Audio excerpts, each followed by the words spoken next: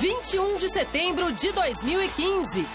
No calor das 11 da manhã, Corinthians encerra contra o Santos jejum de vitórias em clássicos e continua com folga na ponta do Brasileirão. Atlético continua na cola. Galo goleia o Flamengo no Horto e mantém distância para o líder em 5 pontos. Breno volta a marcar, mas reservas do São Paulo perdem para o Avaí. Alexandre Pato defende a opção de Osório em priorizar Copa do Brasil. Palmeiras vence o Grêmio e termina a rodada no G4. Verdão já pensa em outro gaúcho, o Inter, adversário na Copa do Brasil. E jornal diz que Marco Polo Del Nero pode perder cargo no Comitê Executivo da FIFA. Olá, boa noite. O Gazeta Esportiva começa falando do líder Corinthians, que venceu o Santos e manteve a vantagem de 5 pontos para o segundo colocado, o Atlético Mineiro. Destaque para o meio-campista Jadson, que marcou os 2 gols da vitória e já é o maior artilheiro do Timão na temporada, com 14 gols. Veja como foi o jogo na reportagem do Fernando Gavini. Manhã de domingo de muito calor e mais de 42 mil torcedores encheram o Itaquerão. Tudo para ver o Corinthians vencer o Santos pela primeira vez na temporada. Nos 4 jogos anteriores contra o rival, foram 3 derrotas e um empate. Mas desta vez, tudo foi diferente. O Timão dominou o jogo desde o começo e criou as melhores chances. O problema é que a bola só foi entrar num lance polêmico. O árbitro Flávio Guerra deu pênalti cometido por Zeca em Wagner Love, depois que foi avisado pelo assistente Rogério Zanardo, e acabou expulsando o jogador errado. David Braz, que não estava no lance, recebeu o cartão vermelho. E agora fica a dúvida. O que aconteceu no lance? Por que ele marcou o pênalti? Quem fez o pênalti? O juiz não sabe. E por que eu fui expulso? Ele não sabe quem fez o pênalti, quem marcou o pênalti. Ninguém sabe quem marcou o pênalti. Porque logo no começo o juiz faz assim o sinal de que nada aconteceu, e depois ele tem a ideia de marcar o pênalti. Todo mundo viu, tem as imagens aí. Espero que as pessoas sejam inteligentes, quem possam ver isso daí, STJD, CBF, possam ver isso daí e analisar, e a justiça seja feita. Como eles punem quando a gente erra, que possa ser punido esse árbitro, que ele acabou errando. Infelizmente ele acabou errando. O resultado foi contestado pelos santistas por conta da arbitragem, mas não pelo que aconteceu dentro de campo. O próprio Ricardo Oliveira admitiu a superioridade do adversário. Nós não jogamos bem, isso é fato, reconhecemos que não chegamos num grande dia. E eu acho que depois do pênalti, eu acho que foi muito determinante a marcação do pênalti, e aí nós acabamos sofrendo essa derrota. Não tirando os méritos da equipe do Corinthians, que jogou muito bem hoje. O Corinthians acabou com um jejum de 6 meses sem vencer um clássico paulista. E agora vai ter a semana toda para descansar, já que só volta a jogar no próximo domingo contra o Figueirense. O Santos, por outro lado, joga na quarta-feira contra o mesmo adversário, só que pela Copa do Brasil. Acho que o nosso time fez uma grande partida, acho que fez uma das melhores. Primeiro tempo, assim, acho que foi muito superior acima. O Santos criou, o Vanderlei foi muito bem, fez grandes intervenções. Segundo tempo equilibrou um pouco pelo cansaço, pela temperatura, mas acredito que nosso time foi bem superior hoje e conseguiu mais uma vitória. Não, a gente tem que ter cabeça no lugar, não se empolgar nesse momento. Claro que a gente deu um grande passo nesse jogo de hoje, a gente precisava dessa vitória, mas a gente tem que continuar da mesma maneira, com humildade, trabalhando firme, jogando futebol. Grande noite para você que acompanha o Gazeta Esportiva, o clássico em partes. Primeiro ponto, placar. O Corinthians jogou melhor que o Santos, poderia ter construído esse placar já no primeiro tempo, perdeu as oportunidades e acabou fazendo no segundo, 2-0. Eu acho que pelo que jogou o Corinthians e pelo que jogou o Santos, não se discute. O pênalti existiu, foi bem marcado, ponto, também não se discute. O que se discute é a expulsão do David Braz. Ontem eu estava no estádio narrando o jogo e na narração, primeiro tem o pênalti, quem marca realmente o pênalti é o auxiliar, aí há uma celeuma, há uma confusão danada, os jogadores vão para cima do auxiliar, até que o auxiliar fala para o árbitro e o árbitro expulsa o David Braz. Como eu vi lá de cima, e de cima só dá para você ver os gestos, eu vi o David Braz aplaudindo o auxiliar. Imaginei, inclusive, que a expulsão tivesse sido por conta disso. Mas aí há a versão dos próprios jogadores de que apesar do que está relatado na súmula, Flávio, que o David Braz xingou a arbitragem, os relatos dos jogadores santistas é que ele foi expulso pela falta. Falta que ele não cometeu, quem cometeu é o Zeca. Então, se houve erro da arbitragem, foi na escolha do jogador expulso. Agora, que o David Braz também aplaude o auxiliar, ele aplaude, isso é no mínimo para cartão amarelo, ou estou errado?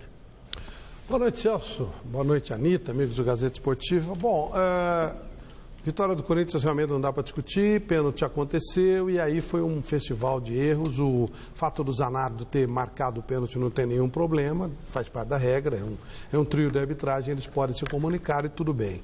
Eu também, na hora do lance, para mim, tinha sido uma expulsão por reclamação.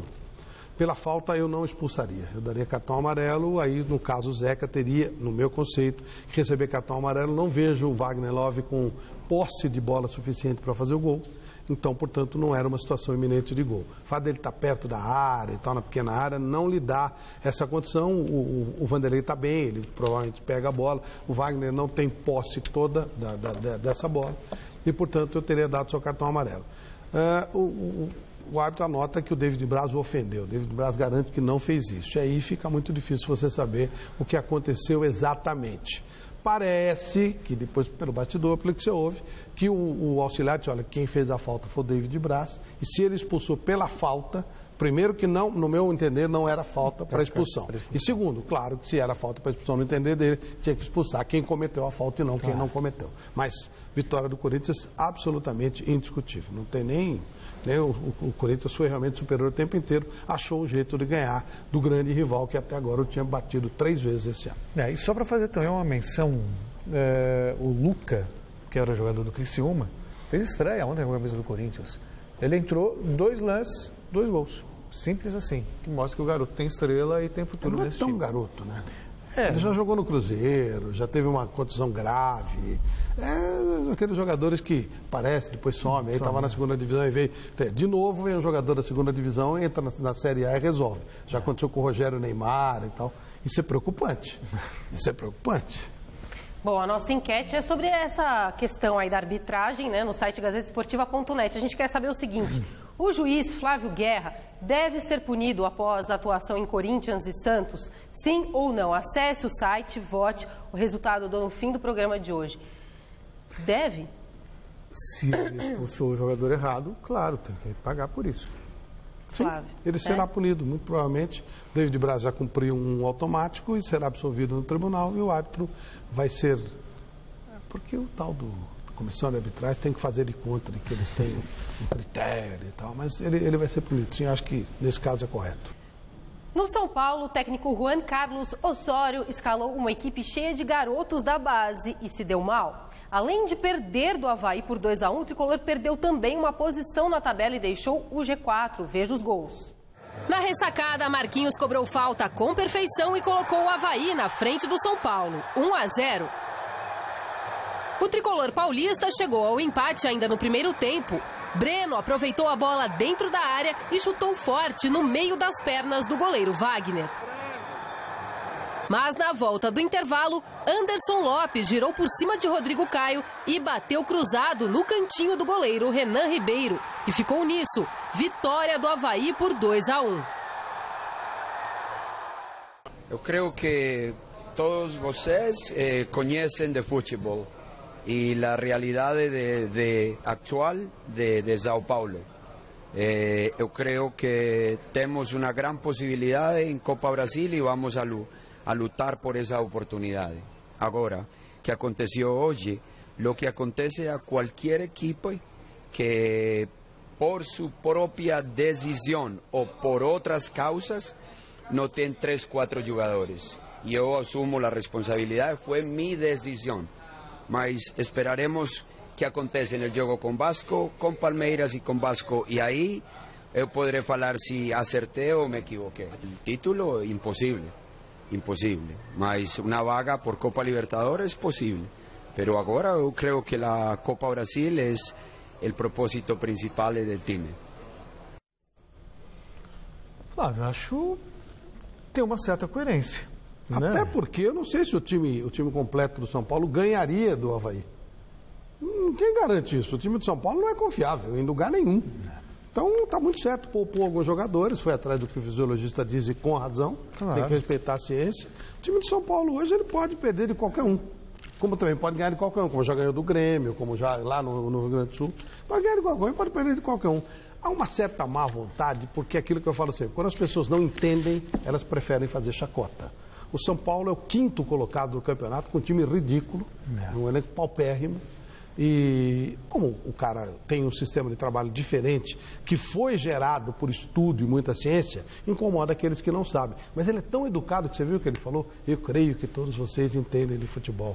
Obrigado por crer em coisas imaginárias, meu querido professor. Até porque se ele tem lá o respaldo da fisiologia, ele pode escalar um jogador, ele não tem nem para o Campeonato Brasileiro e nem para a Copa do Brasil, o cara se machuque. Não, e se a ideia é ser campeão, o São Paulo, assim, no primeiro momento, acho que a Libertadores é um objetivo que vale tanto na Copa do Brasil como vale no Campeonato Brasileiro. Mas no caso da Copa do Brasil, além da vaga na Libertadores, dá um título que é o que todo treinador na verdade, busca, todo o Osório busca. Ele diz assim, para ele chegar à Libertadores, tudo bem, mas ele veio para ganhar título. Claro. E classificar para a Libertadores não é ganhar título. E o problema todo é o seguinte, tem um monte de gênio do futebol, e como ele falou, todo mundo entende muito de futebol aqui no Brasil, e em cima disso as pessoas acham, porque querem que ele mude tudo aquilo que ele pensou e estudou até hoje, e não possa fazer esses rodízios. Para se adaptar ao futebol brasileiro. Não, porque as pessoas acham que tem que ser assim. E em cima do alto de uma inteligência, estudo tão grande e no nível tão alto como o dele.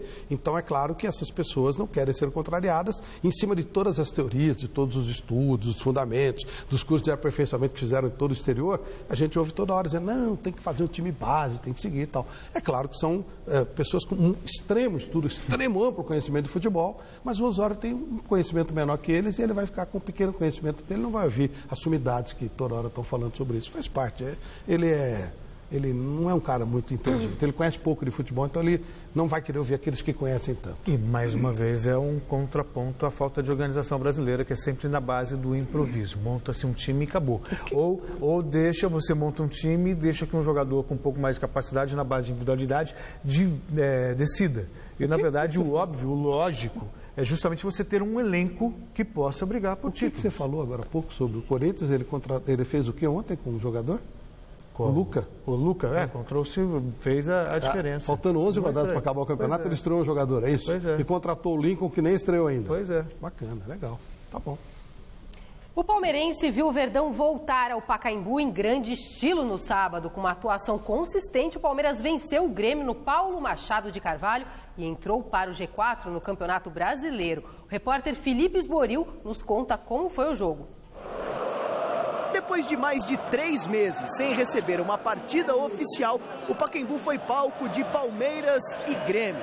Melhor para o Palmeiras, que conquistou 3 pontos na noite deste sábado e diminuiu a vantagem para o Grêmio, terceiro colocado, para apenas 4 pontos. Os gols da partida foram anotados por Vitor Hugo, de cabeça, aos 6 minutos do primeiro tempo. Zagueiro que saiu machucado do lance. É um gol importante demais, cara, mas me custou também uma porrada na cara, hein? Olha aqui. Tá inchado aí, tá machucado o olho. Então... Nossa, tipo, o goleiro saiu na bola, né? Que eu sabia que ele ia vir, mas esperava que ia acertar a minha cara. Pegou uma mão aqui e outra aqui na minha boca. Aos 20 minutos da primeira etapa, depois de uma falha de Rafael Marques, Luan empatou a partida. Só que Barrios aumentou a vantagem do Palmeiras para 2-1 também de cabeça. Palmeiras, que é o time que mais marca gols de cabeça no Campeonato Brasileiro. Ao todo, foram 18. Já no segundo tempo, Rafael Marques aproveitou uma falha da zaga do Grêmio e colocou para dentro, fazendo 3-1. Numa marcação duvidosa de pênalti, Luan fez o segundo do Grêmio, descontando para 3-2. Foi um jogo bem equilibrado, jogo difícil, competitivo, duas equipes buscando o gol a todo momento, e o Palmeiras, mesmo ganhando, continuou atacando, fez bons contra-ataques, mas o Grêmio tem muita qualidade, conseguiu um pênalti e ficou apertado aí no final. Jogamos contra o melhor ataque da competição, prevaleceu a qualidade dos jogadores de ataque do Palmeiras, sobre o nosso sistema defensivo.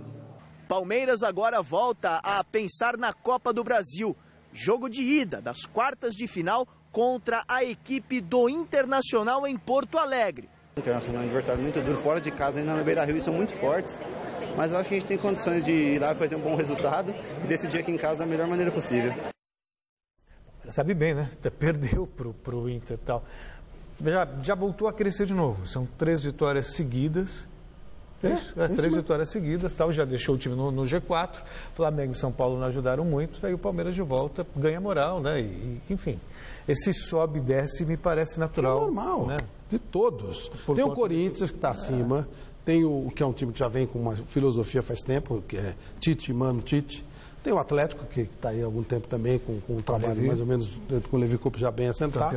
O Grêmio, que cresceu realmente um pouquinho mais, e o resto é tudo igual. Palmeiras, Grêmio, pode colocar isso aí. Flamengo, São Paulo, Santos, é tudo a mesma coisa. Não tem. E aí fica essa frescura, não pode fazer rodízio. E daí? O Palmeiras não faz, o Santos não faz, o Flamengo estão atrás. Não muda nada, é tudo igual. Não tem muito essa conversa, não. O Palmeiras foi muito bem contra o Grêmio, jogou uma bela partida, talvez uma das melhores deste ano, pelo menos das que eu vi. Quando a coisa engrossou um pouquinho, o menino Gabriel Jesus de novo criou uma bela jogada no lance do segundo gol. Depois o terceiro também teve uma participação boa. Uma bela atuação, gostei do Palmeiras e agora temos uma semana legal. Pega o Inter e depois pega o São Paulo do Vai ser bacana, vai ser legal. Gente, mas 7 jogos completaram a 27ª rodada deste Campeonato Brasileiro. Veja os gols. No Beira-Rio, o Inter saiu na frente do Figueirense com esse gol de Alex cobrando pênalti. Mas o Figueira buscou o empate. Thiago Santana pegou bonito o cruzamento da direita e deixou tudo igual. Final, 1-1. No Moisés Lucarelli, a Ponte Preta foi avassaladora no primeiro tempo contra o Fluminense. Nos primeiros 45 minutos, a Macaca abriu 3-0. Borges, Fernando Bob e Marlon contra foram os responsáveis pela alegria da torcida da casa. Já na segunda etapa, logo no recomeço da partida, Gustavo Scarpa conseguiu descontar, mas o estrago já estava feito. Final, Ponte Preta 3, Fluminense 1. No Serra Dourado, Goiás não teve problemas para bater o Joinville por 3-0. Fred, nessa meia bicicleta, abriu o contador. Depois, Eric tratou de fechar a conta. Primeiro, ele fez de pênalti e depois ele completou após passe açucarado de Bruno Henrique. E ficou assim, Goiás 3, Joinville 0. O Vasco segue em busca de uma reviravolta na competição. Neste domingo, o clube conseguiu vencer a 6ª partida no campeonato ao passar pelo Sport no Maracanã. Nenê fez 1-0. Elber recebeu imposição legal e empatou, 1-1. Mas o zagueiro Rafael Vaz subiu no segundo andar para anotar o segundo do Vasco e definir. Final, 2-1 Vasco. Na Arena Independência, o Atlético Mineiro atropelou o Flamengo. Dátulo cruzou e o zagueiro Marcelo acabou mandando contra o próprio Patrimônio. Que feio! O Flamengo ainda empatou com esse belo gol de Paulinho, mas a partir daí só deu galo. Gemerson aproveitou a falha de marcação no alto e anotou 2 gols de cabeça. E para finalizar, Dátulo passou como quis por Pará, com direito a uma caneta e mandou lá no cantinho do goleiro Paulo Vitor. Que golaço! E ficou assim, hein? Final Atlético Mineiro 4, Flamengo 1. No clássico, Atletiba melhor para os donos da casa. 2-0 para o Coxa, com os 2 gols saindo ainda na primeira etapa. Henrique Almeida e Negueba fizeram os gols da partida. Mesmo placar em Santa Catarina, onde a Chapecoense acabou surpreendida pelo Cruzeiro. Fabiano arriscou de longe e o goleiro Danilo aceitou. Rafael Lima foi tentar tirar o cruzamento e mandou contra a própria meta. E ficou assim, Cruzeiro 2-0.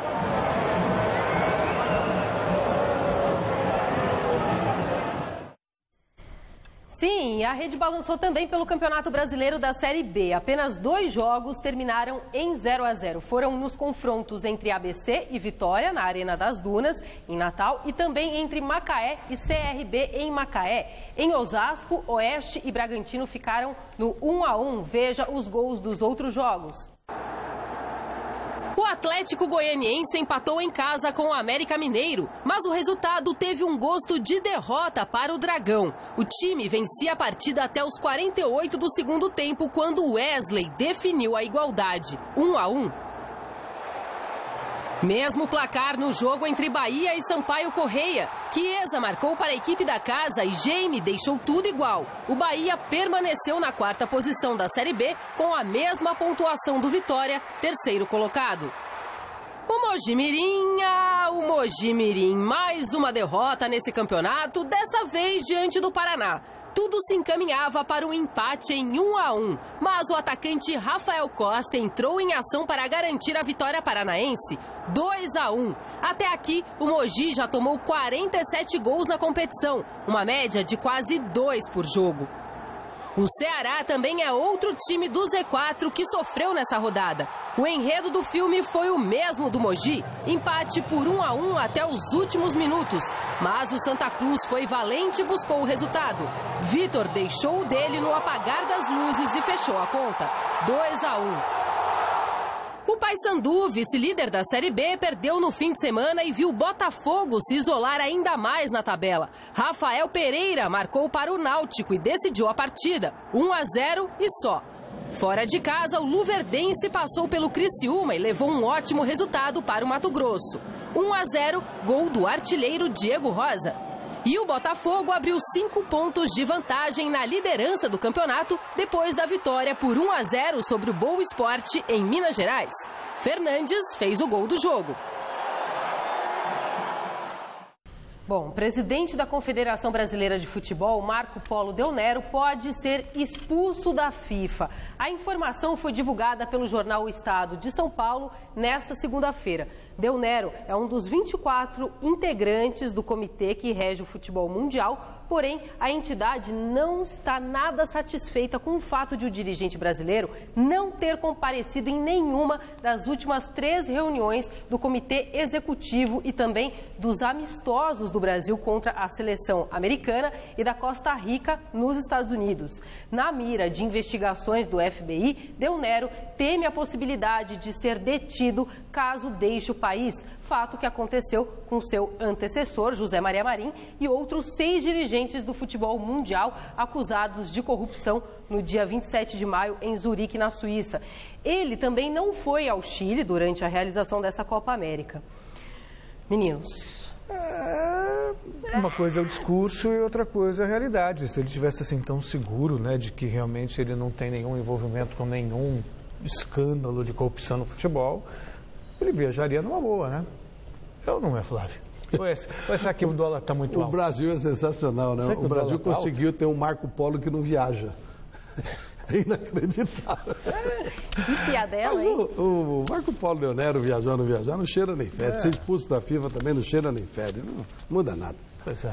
Tênis, o Brasil decepcionou na Copa Davis e acabou derrotado pela Croácia. Mesmo jogando em casa, já que as partidas foram disputadas em Florianópolis, o time brasileiro só venceu o primeiro jogo ainda na sexta-feira com Tomás Bellucci e acabou eliminado da repescagem. Em 2016, o Brasil jogará o torneio zonal americano para tentar voltar à elite da Davis. A grande decisão da Copa Davis em 2015 vai ser entre Grã-Bretanha e Bélgica, que venceram Austrália e Argentina, respectivamente. Muito bem, você aí de casa, fale com a gente através do Twitter aqui do programa. O endereço é twitter.com/gazesportiva. Lá você fica sabendo tudo o que rola no Gazeta Esportiva. E você também pode rever os nossos programas lá no site da TV Gazeta. O endereço é tvgazeta.com.br. Algum recadinho? Não temos recados. Muito obrigada, viu? Já está aberta a votação para escolher os vencedores da 12ª edição do Troféu Mesa Redonda. Esse sim é um recado importante, a melhor premiação do futebol brasileiro. Para você votar, é só ir lá no site do troféumesaredonda.com.br e seguir as instruções. O prazo para votação do público é até dia 14 de novembro. Não pode bobear, né, Flávio? Não, mas olha, ainda está tempo, mas vai lá, vai dar uma olhadinha, vai montando seu time, vai, conserta, vira e acerta. Vai ser uma festa sensacional no dia 8 de dezembro aqui na Fundação Casper Líbero. Vai pro ar no dia 13 de dezembro, festa espetacular, a maior premiação do futebol brasileiro e sempre com as queridas Luxcolor, Baltec e Kron. Sim, sim, voltamos a falar agora do Santos. O Alvinegro voltou aos trabalhos agora à tarde, depois da derrota difícil de esquecer no clássico com o Corinthians, ainda mais pela polêmica expulsão do zagueiro David Braz. Quem tem as informações do Peixe é Fernando Gavini. O Santos apresentou nesta segunda-feira Eduardo Rezende como seu novo executivo de marketing. Ele é a quarta pessoa a assumir o cargo em um ano. E terá o desafio de alavancar as receitas do Peixe, que não tem um patrocinador master desde 2013. Mas o principal assunto de hoje foi mesmo a polêmica expulsão de David Braz no clássico contra o Corinthians. O presidente Modesto Roma Júnior fez duras críticas ao árbitro Flávio Guerra e prometeu ir à justiça para tentar anular o cartão vermelho recebido pelo zagueiro. A pressão é tão grande na arbitragem e cada dia é maior, e os árbitros são induzidos a erros. Erro como esse, de falsear um documento oficial de um jogo. Porque o que ele escreve na súmula a respeito do David Braz, quem vê a gravação vê que é falso.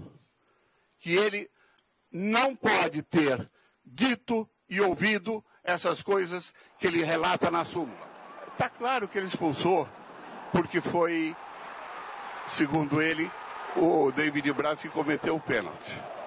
Se ele dissesse, olha, expulsei por causa disso, eu errei, ter a mesma humildade que teve o seu Furlan no jogo Santos e Palmeiras, que expulsou o David Braz, voltou atrás e expulsou o Paulo Ricardo, mesmo depois que ele não tivesse visto e simplesmente dito a verdade na súmula, o árbitro errou, é óbvio que errou.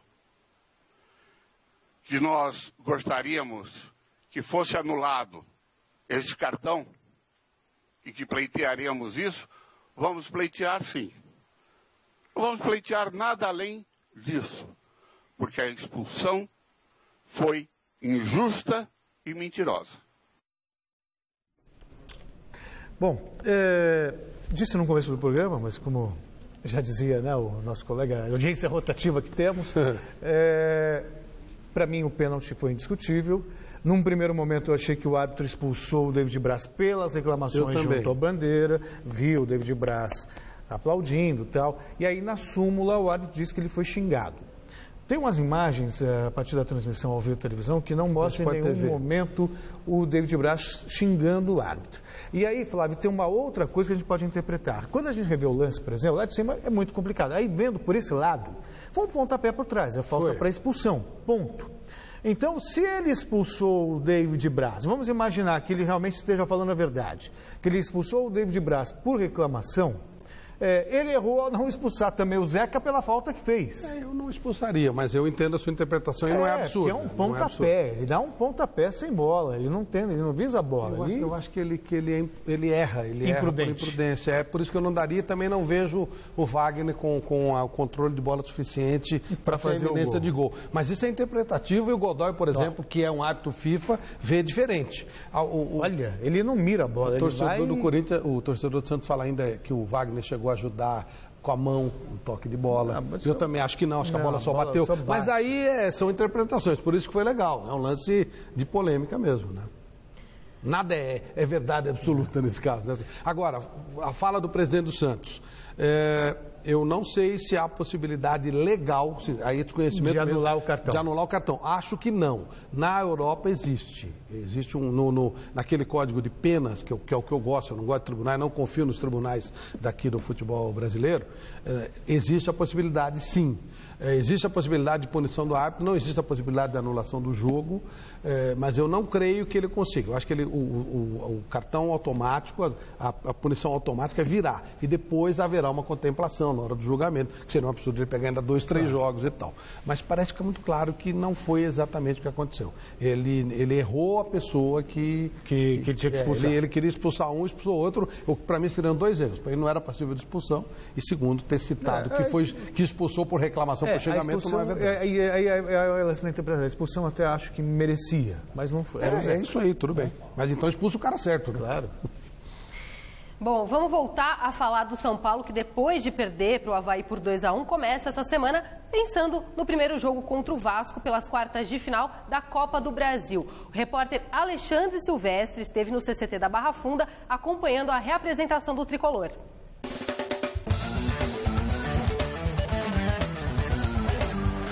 Allan Kardec na reta final da recuperação. Ainda não está pronto. Os retornos mais comentados no São Paulo para o jogo desta quarta-feira contra o Vasco da Gama no Morumbi pela Copa do Brasil são: Rogério Ceni, poupado no fim de semana; Paulo Henrique Ganso, curado de dores no joelho; Michel Bastos e Luiz Fabiano, que cumpriram suspensão. Além do Pato, reserva domingo, come a bola no treino de reapresentação.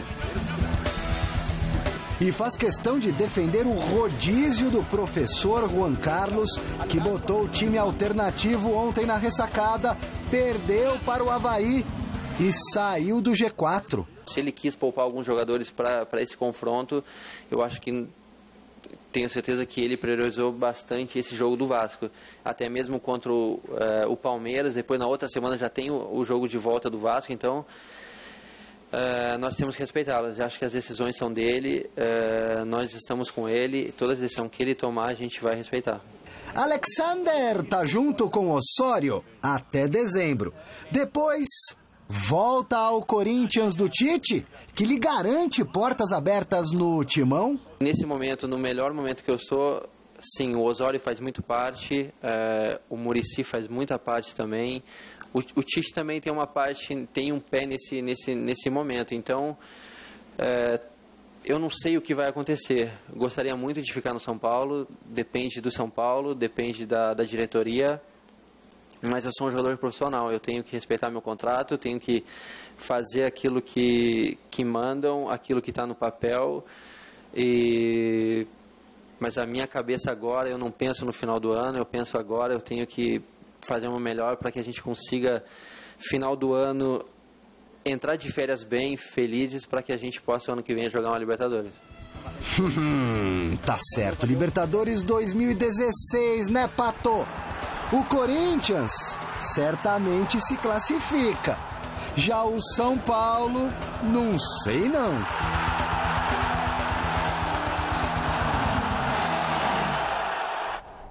E é uma grande dúvida mesmo, né? Se o São Paulo classificou ou não, não dá para saber se ganhar. Eu não apontaria o São Paulo como favorito à Copa do Brasil. Pode até ganhar, porque é mata-mata, mas não é favorito. E vai brigar até a última rodada por esse 4º lugar aí do Campeonato Brasileiro. Tem uns 4, 5 times mais ou menos do mesmo nível que podem entrar. Vai ser aquele momento de arrancada final. Será que existe clima, por exemplo, para o Pato voltar para o Corinthians no ano que vem? Eu acho que não é questão de clima, é questão de contrato. Clima não tem. Eu sei, mas será que o Corinthians realmente quer? Não quer. O Corinthians quer grana. Então, mas se não vender, vai fazer o quê? São Paulo também. Não sei que o São Paulo tem a grana para pagar, não tem jeito, né? Mas clima não tem. E reemprestar para o São Paulo, eu acho muito difícil também que aconteça. Também acho pouco provável. Então, não sei, de repente, vai saber, né? Não dá para saber, é uma coisa assim muito instável, né? É uma grande dúvida. O Pato sonha voltar para a Europa, não apareceu nenhuma proposta que fosse compatível, não tem aquela janela de meio de ano, não sei se ele estaria nessa possibilidade. Enfim, né? É um grande ponto de interrogação o futuro da carreira dele.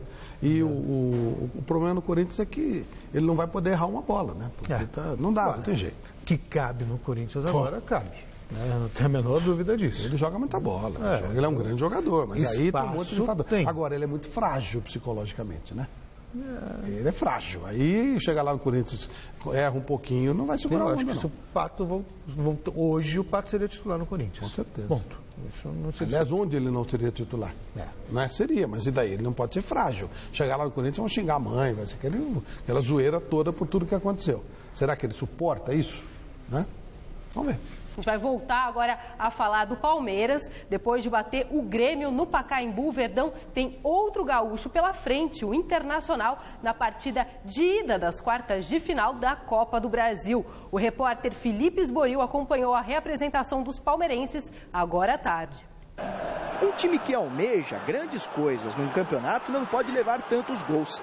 Tá certo que no Brasileirão o Palmeiras possui o melhor ataque, com 48 anotados. Mas o problema é que o time já levou 30. Tomar gol atrás também tá sendo chato, porque tá se repetindo erros que antes não estavam acontecendo. Naquela nossa sequência no Brasileiro de 4 jogos sem tomar gol, a gente estava entrando sempre ligado. Eu acho que é um pouco de desatenção, mas que trabalhando e conversando eu acho que dá para acertar, cara. Não é muito mérito do outro time, os caras envolvendo a gente no toque de bola, eu acho que não é isso. É mais um ou outro detalhe que acaba saindo gol. O G4 deixou os jogadores por aqui empolgados com a ascensão na tabela. Clima que pode ajudar a equipe na Copa do Brasil. Nesta quarta-feira, o time enfrenta o Internacional pela primeira partida das quartas de final em Porto Alegre, local onde o Palmeiras não vence desde 97. Foram 13 jogos, 10 derrotas e 3 empates. A gente estava sabendo disso aí esse tempo atrás, quando a gente foi jogar lá pelo Brasileiro, né? Mas eu acho que não, tabu não entra em campo não, tabu é mais pro pessoal de fora, pra ter alguma coisa assim pra falar, sabe, pra colocar uma pimentada no jogo. Eu acho que dentro de campo a gente nem lembra de tabu, a gente só quer jogar e vencer, fazer bons resultados. Eu acho que lá o jogo vai ser difícil, mas se a gente conseguir o empate lá também, não vai ser um mau resultado, porque aqui a gente joga com a nossa torcida e vai ser bom demais, mas se ganhar lá vai ser excelente. E com um reforço de peso para esta fase da competição. O atacante Dudu estava suspenso no Brasileirão, mas tem condições de atuar pela Copa do Brasil e ser relacionado. Bom demais, cara, que isso, Dudu. Dudu é um jogador importante. Desde o começo do ano a gente já sabia da importância dele para o time, né? Um dos nomes, referência do time. Onde a gente vai assim, todo mundo querendo ver o Dudu, querendo tirar foto com o Dudu. Tipo, quando vai descer do ônibus, eu até espero um pouquinho ver se ele vai descer antes de mim, porque daí ele chama toda a atenção para ele, a gente faz despercebido. É legal. E eu acho que ele faz muita diferença, né? Pensou ele e o Gabriel Jesus de novo ali na frente ali, vai dar uma movimentação, uma velocidade, rapaz. Após a reapresentação do time, que aconteceu na tarde desta segunda-feira, a delegação já embarca rumo a Porto Alegre. Amanhã, terça-feira, treina no centro de treinamentos do Grêmio, onde o técnico Marcelo Oliveira vai definir os 11 titulares para a partida contra o Internacional. É uma parada, é muito parecido, são duas equipes muito parecidas. O Internacional está um pouquinho mais irregular que o Palmeiras agora. Estou falando de uma semana, né? Porque não dá para falar mais do que isso. Mas é o mesmo Internacional que ganhou do Palmeiras no Beira-Rio. E ganhou do Corinthians, quebrou a invencibilidade do Corinthians, mas empatou com o Figueirense em Internacional. Né? E o Palmeiras ao mesmo tempo ganhou 3 jogos. Então, é muito difícil saber. Agora, não tem muito espaço, né? Porque são 2 jogos. Então, o primeiro jogo na quarta-feira, se o Palmeiras trouxe alguma coisa de lá de Porto Alegre, talvez consiga passar para a próxima fase, que seria bem legal. Estou torcendo o Palmeiras conseguir alguma coisa bacana esse ano, porque está muito bem planejado, está muito bem assentado, né? Aí que está, o Palmeiras está bem à frente do São Paulo em termos de planejamento. Muito à frente. E isso faz diferença. Eu fico inevitável falando sobre isso, Flávio, porque o São Paulo, tradicionalmente, eu perdi a conta quantas vezes assim elogiei aqui a estrutura do São Paulo, a gestão do São Paulo, e era uma espécie de referência. E aí, de repente, você viu o Corinthians se estruturando, o Palmeiras se estruturando e o São Paulo caindo do ponto de vista de gestão. Né? O próprio Miguel Haddad disse recentemente que o Palmeiras estava se apequenando. Hoje eu vejo um Palmeiras muito grande. Acabou! Pode ir assim, só para ir diferente? Tá bom. Então tá, resultado final da nossa enquete no site gazetesportiva.net. A gente quer saber, o Flávio Guerra, que foi o juiz de Corinthians e Santos, ele deve ser punido por conta daquele pênalti, enfim, que ele expulsou a pessoa errada? Sim ou não? Tá curioso? Não, sim. Sim ou não? Você tá curioso ou não? Sim, 41%. Não, 58%. Não Olha... deve ser punido? Não. É lógico, torcida do Corinthians, né? Você queria o quê? Tchau, gente. Até amanhã, 10h30 da manhã. Tchau, Nos vemos no Jornal da Gazeta. Já. Até já. Tchau. Tchau.